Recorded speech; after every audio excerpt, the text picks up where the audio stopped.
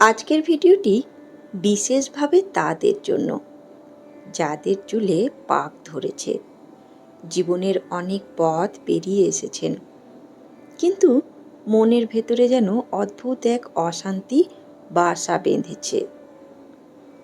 একবার নিজেকে প্রশ্ন করে দেখুন তো, রাতে কি সহজে ঘুম আসে? ছেলে মেয়েদের ভবিষ্যৎ নিয়ে কি এখনো দুশ্চিন্তা হয়? শরীরের ছোটোখাটো অসুখও কি মনকে ভেঙে দেয়? মাঝে মাঝে কি মনে হয় এখন আর আমাকে কারুর দরকার নেই? যদি এই প্রশ্নগুলি একটিরও উত্তর হ্যাঁ হয়, তাহলে আজকের ভিডিওটি আপনার জন্য।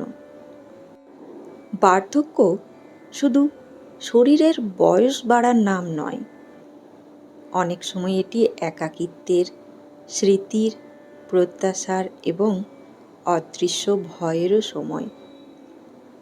এই সময়ে মানুষ সবচেয়ে বেশি হারায় একটি জিনিস, মনের শান্তি। কিন্তু একটি প্রশ্ন, যারা সত্যিই শান্ত ছিলেন, সাধু, মহাপুরুষ, ভক্ত, তারাও তো বার্ধক্যে পৌঁছেছিলেন। তাদের শান্তির রহস্য কী ছিল?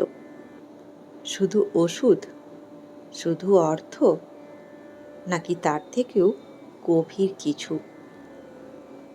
আজ আমরা কোনো মনোবিজ্ঞানের জনপ্রিয় পরামর্শ নয়, কোনো অনুপ্রেরণামূলক বক্তব্যও নয়। আমরা জানার চেষ্টা করব শ্রীমদ্ ভগবদ গীতা, উপনিষদ, শ্রীরামকৃষ্ণ, শ্রী মা সারদা দেবী এবং স্বামী বিবেকানন্দের শিক্ষার আলোকে বার্ধক্যে কিভাবে সত্যিকারের মানসিক শান্তি পাওয়া যায়। তবে শুরুতেই একটা কথা বলি, বার্ধক্যে দুঃখ পাওয়া পাপ নয়, কষ্ট হওয়াও দুর্বলতা নয়। প্রিয়জনের জন্য মন কাঁদবে, শরীর অসুস্থ হবে, ভবিষ্যৎ নিয়ে উদ্বেগ আসবে। এই সবই মানব জীবনের স্বাভাবিক অংশ। কিন্তু সেই দুঃখের মধ্যেও কি শান্ত থাকা যায়? শাস্ত্রের উত্তর হ্যাঁ, যায়। শান্তি বাইরে থেকে আসে না, শান্তি ধীরে ধীরে অন্তরের সাধনায় জন্ম নেয়। শ্রীমদ্ ভগবদ গীতা আমাদের বারবার স্মরণ করিয়ে দেয়, এই পৃথিবীতে যা কিছু পরিবর্তনশীল, তাকে আঁকড়ে ধরলে মন অস্থির হবেই। জন্ম, যৌবন, বার্ধক্য সবই জীবনের স্বাভাবিক ধারা। ভয় তখনই জন্মায় যখন আমরা পরিবর্তনকে অস্বীকার করি। অথচ মহাপুরুষদের জীবন আমাদের শেখায়, বার্ধক্য শেষ নয়, এটি জীবনের সবচেয়ে সুন্দর আধ্যাত্মিক অধ্যায়ও হতে পারে।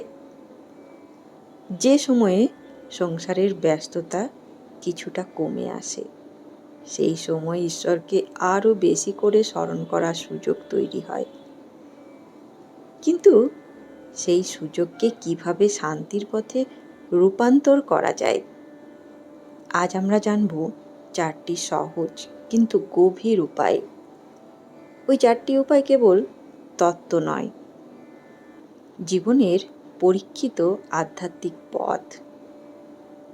চলুন শুরু করি প্রথম উপায় দিয়ে, যে উপায়টি শ্রী রামকৃষ্ণদেব বারবার গুরুত্ব দিয়েছেন এবং যা যে কোনো বয়সের মানুষের মনকে শান্ত করতে পারে। প্রথম উপায়, ঈশ্বরের নাম স্মরণকে জীবনের আশ্রয় করুন। এখন প্রশ্ন হলো, বৃদ্ধ বয়সে সবচেয়ে বড় ভয় কি? কারোর কাছে অসুস্থতা, কারোর কাছে একাকিত্ব, কারোর কাছে প্রিয়জনকে হারানোর আশঙ্কা, আবার কারোর কাছে মৃত্যু চিন্তা। এই ভয়গুলোকে জোর করে মুছে ফেলা যায় না, কিন্তু এগুলোর মাঝেও মনকে স্থির রাখা যায়। যদি জীবনে একটি স্থায়ী আশ্রয় থাকে। সেই আশ্রয়ের কথাই শাস্ত্র বারবার বলেছে, ঈশ্বর স্মরণ। শ্রীমদ্ ভগবদ্ গীতা ভগবান শ্রীকৃষ্ণ অর্জুনকে বলেন, তাই সর্বদা আমাকে স্মরণ করো এবং নিজের কর্তব্য পালন করো। এখানে একটি শব্দ খুবই গুরুত্বপূর্ণ, সর্বেষু কালেষু, অর্থাৎ সব সময়। শুধু পূজার সময় নয়, শুধু মন্দিরে নয়, জীবনের প্রতিটি অবস্থায় ঈশ্বর স্মরণ। বার্ধক্যে এই শিক্ষা আরও গভীর হয়ে ওঠে, কারণ তখন বাইরের শক্তি কমতে পারে, কিন্তু অন্তরের সাধনা আরও সমৃদ্ধ হতে পারে। এই প্রসঙ্গে শ্রী শ্রী রামকৃষ্ণ কথামৃতে ঠাকুর বারবার বলেছেন, কলিযুগে নাম স্মরণের মাহাত্ম্য অপরিসীম। তিনি ভক্তদের উৎসাহ দিতেন নিয়মিত ঈশ্বরের নাম জপ করতে, কারণ নামের মাধ্যমে মন ধীরে ধীরে ঈশ্বরের দিকে ফিরে আসে। ঠাকুর একটি সুন্দর উপমা দিয়েছেন, হাত দিয়ে সংসারের কাজ করো, কিন্তু মন রাখো ঈশ্বরের কাছে। এই ভাবটি শ্রী শ্রী রামকৃষ্ণ কথামৃতের বিভিন্ন আলোচনায় বারবার প্রকাশ পেয়েছে। এর অর্থ হল, সংসার ছেড়ে নয়, সংসারের মধ্যেই ঈশ্বর স্মরণ সম্ভব। ভাবুন একবার, যে মানুষ সারা জীবন সংসারের জন্য পরিশ্রম করেছেন, তার পক্ষে কি সারাদিন ধ্যান করা সম্ভব? হয়তো নয়, কিন্তু হাঁটতে হাঁটতে, বিশ্রামের সময়, ঘুমানোর আগে, ভোরে ঘুম ভাঙার পর মনে মনে নাম জপ করা কি অসম্ভব? একেবারেই নয়। আর এই ছোট্ট অভ্যেসই ধীরে ধীরে মনের ভেতরে এক গভীর শান্তি এনে দেয়, কারণ নাম জপের মাধ্যমে মন বাইরে উদ্বেগ থেকে ধীরে ধীরে অন্তরের আশ্রয়ে ফিরে আসে। তবে মনে রাখবেন, নাম জপ কোনো যান্ত্রিক কাজ নয়, শুধু মালার দানা গোনা নয়। প্রতিটি নামের সঙ্গে যদি সামান্য ভালোবাসা, সামান্য ভরসা এবং সামান্য আত্মসমর্পণ যুক্ত হয়, তখনই সেই জপ হৃদয়কে পরিবর্তন করতে শুরু করে। কিন্তু এখানেই আরেকটি প্রশ্ন আসে, যদি মনই বারবার অতীতের স্মৃতি, অভিমান আর প্রত্যাশার দিকে ছুটে যায়, তাহলে শুধু নাম জপ করলেই কি শান্তি আসবে? এই প্রশ্নের উত্তরে আছে দ্বিতীয় উপায়, আর সেই উপায়টি আমাদের শিখিয়েছেন জগৎজননী শ্রী শ্রী মা সারদা দেবী। তাহলে চলুন জানি দ্বিতীয় উপায়। প্রত্যাশা কমান, অন্তরে ক্ষমা ও সন্তোষ গড়ে তুলুন। এবার একটু নিজের জীবনের দিকে তাকান। বার্ধক্যে মানুষের কষ্টের একটি বড় কারণ কি জানেন? অনেক সময় শরীরের অসুখ নয়, বরং অপূর্ণ প্রত্যাশা। ছেলে আমার কথা শুনল না, মেয়ে আজ আর আগের মতো সময় দেয় না, যার জন্য এত করলাম সে আমাকে ভুলে গেল। এই ভাবনাগুলি ধীরে ধীরে মনকে ভারী করে তোলে। শরীরের ব্যথার ওষুধ আছে, কিন্তু অভিমান ও প্রত্যাশার ওষুধ কোথায়? এই প্রশ্নের উত্তর আমরা পাই জগৎজননী শ্রী মা সারদা দেবীর অমূল্য উপদেশে। মা বলেছিলেন, যদি শান্তি চাও, কারোর দোষ দেখো না, দোষ দেখবে নিজের। জগৎকে আপন করে নিতে শেখো। কেউ পর নয়, জগৎ তোমার। এটি শুধু একটি নৈতিক শিক্ষা নয়, এটি মানসিক শান্তির এক গভীর সাধনা। ভেবে দেখুন তো, যখন আমরা সারাক্ষণ অন্যের ভুল, অবহেলা বা আচরণ নিয়ে ভাবি, তখন সেই মানুষটি না, বরং আমাদের নিজের মনই অশান্ত হয়ে ওঠে। মায়ের শিক্ষা হলো, অন্যকে বদলানোর চেষ্টা করার আগে নিজের মনকে ঈশ্বরের দিকে ফেরাও। ক্ষমা মানে অন্যায়কে সমর্থন করা নয়।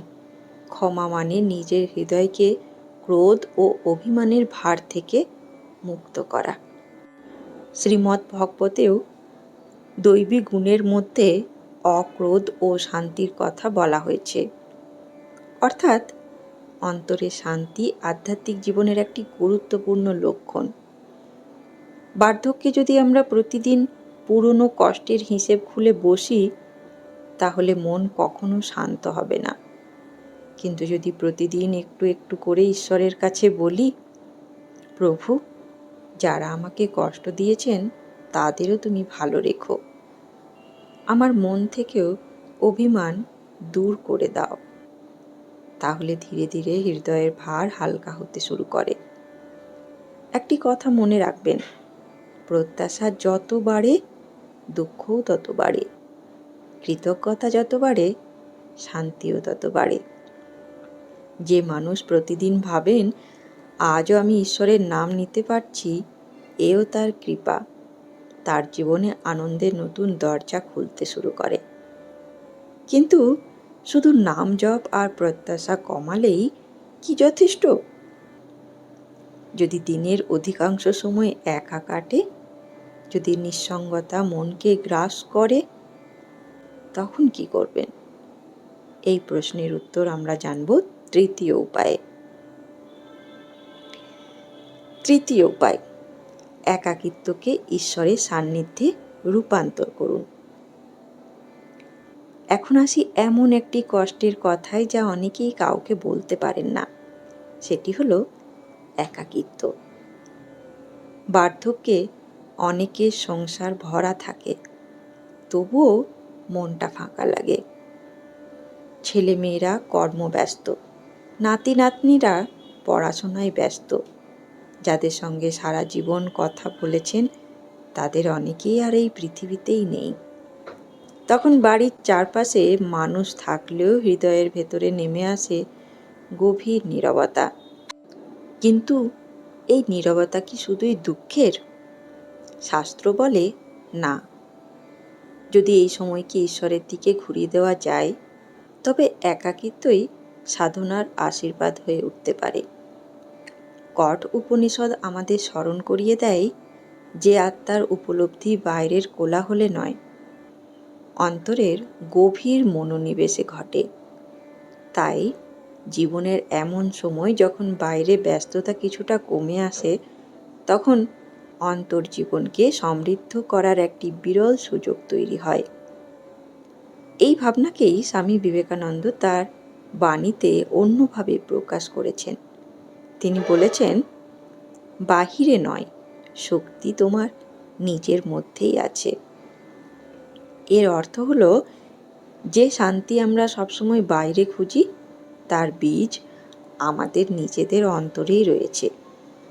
যখন একা থাকবেন, তখন শুধু টেলিভিশন বা মোবাইলের শব্দে সময় ভরিয়ে দেবেন না। কিছু সময় নীরবে বসুন, ঠাকুরের ছবি সামনে রাখুন, মায়ের মুখের দিকে তাকিয়ে ধীরে ধীরে নাম জপ করুন। 10 মিনিট, হয়তো 15 মিনিট। প্রথম দিন মন ছুটে যাবে, দ্বিতীয় দিনও যাবে, কিন্তু ধীরে ধীরে দেখবেন আপনি অনুভব করবেন আপনি আর একা নন। ঈশ্বর স্মরণে যে হৃদয় ভরে যায়, তার একাকিত্ব ধীরে ধীরে সঙ্গে রূপান্তরিত হয়। শ্রী রামকৃষ্ণ ভক্তদের বারবার শিখিয়েছেন, সাধু সঙ্গ না পেলে অন্তর ঈশ্বর চিন্তা ও নাম স্মরণে মন রাখো। কারণ মন যেদিকে বারবার যায়, ধীরে ধীরে মানুষের জীবনও সেই দিকেই গড়ে ওঠে। তাই বার্ধক্যের নীরব সময়কে অভিশাপ ভাববেন না। এটি হতে পারে জীবনের সবচেয়ে মূল্যবান সাধনার সময়। তবে এখানেই শেষ নয়। মনকে শান্ত রাখার আরও একটি গভীর উপায় আছে। যে মানুষ অন্যের জন্য বাঁচতে শেখেন, তার নিজের দুঃখ অনেকটা হালকা হয়ে যায়। সেই শেষ উপায়টি নিয়ে এখন আমরা আলোচনা করব। তাহলে চতুর্থ উপায়, সেবা, কৃতজ্ঞতা ও ঈশ্বরাপর্ণে জীবন গড়ে তুলুন। একটি প্রশ্ন ভেবে দেখুন তো, যে মানুষ সারা জীবন শুধু নিজের দুঃখ নিয়েই ভাবেন, আর যে মানুষ নিজের কষ্টের মধ্যেও অন্যের মুখে হাসি ফোটানোর চেষ্টা করেন, এই দুই মানুষের মানসিক অবস্থার মধ্যে কি কোনো পার্থক্য হয় না? অবশ্যই হয়। শাস্ত্র বারবার বলেছে, নিঃস্বার্থ কর্ম মানুষের মনকে পরিশুদ্ধ করে। শ্রীমদ্ ভগবদ্ গীতায় ভগবান শ্রীকৃষ্ণ কর্মকে শুধু সংসারের দায়িত্ব হিসেবে নয়, এক ধরনের সাধনা হিসেবে ব্যাখ্যা করেছেন। শ্রীকৃষ্ণদেব বলেছেন, তুমি যা কিছু করো, যা কিছু দান করো, যা কিছু সাধনা করো, সবই আমার উদ্দেশ্যে অর্পণ করো। বার্ধক্যে হয়তো আগের মতো অনেক কাজ করা সম্ভব নয়, কিন্তু একটি স্নেহের কথা বলা, একজন অসুস্থ মানুষের খোঁজ নেওয়া, একটি শিশুকে আশীর্বাদ করা, কিংবা কারোর জন্য আন্তরিক প্রার্থনা করা, এইসবও সেবা। আর সেবা হৃদয়কে সংকীর্ণতা থেকে মুক্ত করে। স্বামীজি মানুষের সেবাকে ঈশ্বর সেবার পথ হিসেবে ব্যাখ্যা করেছেন। তার শিক্ষার মূল কথা জীবে ঈশ্বরকে অনুভব করা। এই ভাবনা রামকৃষ্ণ ভাবধারায় অন্যতম ভিত্তি। তার সঙ্গে যদি প্রতিদিন কৃতজ্ঞতার অভ্যেস যোগ হয়, তাহলে মন আরও হালকা হয়। দিনের শেষে নিজেকে জিজ্ঞাসা করুন, আজ ঈশ্বর আমাকে কি দিয়েছেন? একবেলা অন্ন, শ্বাস নেওয়ার শক্তি, নাম জপ করার সুযোগ, একটি নতুন সকাল। এই ভাবনা ধীরে ধীরে অভাবের হিসেবকে কৃতজ্ঞতার প্রার্থনায় বদলে দেয়। তাই আজ থেকেই পালন করুন এই 5টি অভ্যেস। প্রথম, প্রতিদিন অন্তত 10 মিনিট নাম জপ করুন। দ্বিতীয়, প্রতিদিন একটি মানুষের জন্য অন্তর থেকে আশীর্বাদ করুন। তৃতীয়, রাতে ঘুমানোর আগে 3টি বিষয়ের জন্য ঈশ্বরকে ধন্যবাদ জানান। চতুর্থ, কারো দোষ নিয়ে নয়, নিজের মনকে শুদ্ধ করার চেষ্টা করুন। পঞ্চম, প্রতিদিন মনে রাখুন বার্ধক্য শেষ অধ্যায় নয়, এটি ঈশ্বরের আরও কাছে যাওয়ার একটি পবিত্র সুযোগ। বন্ধুগণ, আজকের ভিডিওতে আমরা জানলাম ঈশ্বরের নাম স্মরণ মনকে স্থির করে, প্রত্যাশা কমিয়ে ক্ষমা ও সন্তোষের চর্চা হৃদয়কে হালকা করে, একাকিত্বকে ঈশ্বরের সান্নিধ্যে রূপান্তর করলে নিঃসঙ্গতা আর বোঝা থাকে না। সেবা, কৃতজ্ঞতা ও ঈশ্বরাপন্ন জীবনে গভীর শান্তি এনে দেয়। তাই বন্ধুগণ, বার্ধক্য মানেই সব শেষ হয়ে যাওয়া নয়। অনেক সময় এটাই জীবনের সবচেয়ে পবিত্র সময়, যে সময়ে মানুষের দৃষ্টি ধীরে ধীরে বাইরের জগৎ থেকে অন্তরের জগতে ফিরে আসে, যে সময়ে নাম জপ আরও গভীর হয়, প্রার্থনা আরও আন্তরিক হয়, আর ঈশ্বরের প্রতি নির্ভরতা আরও সত্য হয়ে ওঠে। শেষে শ্রীমদ্ ভগবদ্ গীতার একটি আশ্বাস স্মরণ করি, যারা একাগ্রচিত্তে সর্বদা আমাকে স্মরণ করে, তাদের যা প্রয়োজন আমি নিজেই তার ভার বহন করি। এই আশ্বাস শুধু অর্জুনের জন্য নয়, প্রত্যেক ভক্তের জন্য। তাই যদি আপনার বয়স বেড়ে যায়, চুল পেকে যায়, শরীর দুর্বল হয়ে পড়ে, তবুও মনে রাখবেন, যতদিন হৃদয়ে ভগবানের নাম আছে, ততদিন আপনার জীবন আশীর্বাদে পূর্ণ। বন্ধুগণ, যাবার আগে শেষ কথা, আজ রাতে ঘুমানোর আগে একবার ঠাকুরের নাম নিন আর মনে মনে বলুন, প্রভু আমার মনকে শান্ত করো। বিশ্বাস রাখুন, আন্তরিক প্রার্থনা কখনো বৃথা যায় না। আবার দেখা হবে নিবেদনের পরবর্তী পর্বে। ভালো থাকবেন, সুস্থ থাকবেন। ধন্যবাদ। জয় ঠাকুর। জয় মা, জয় স্বামীজি।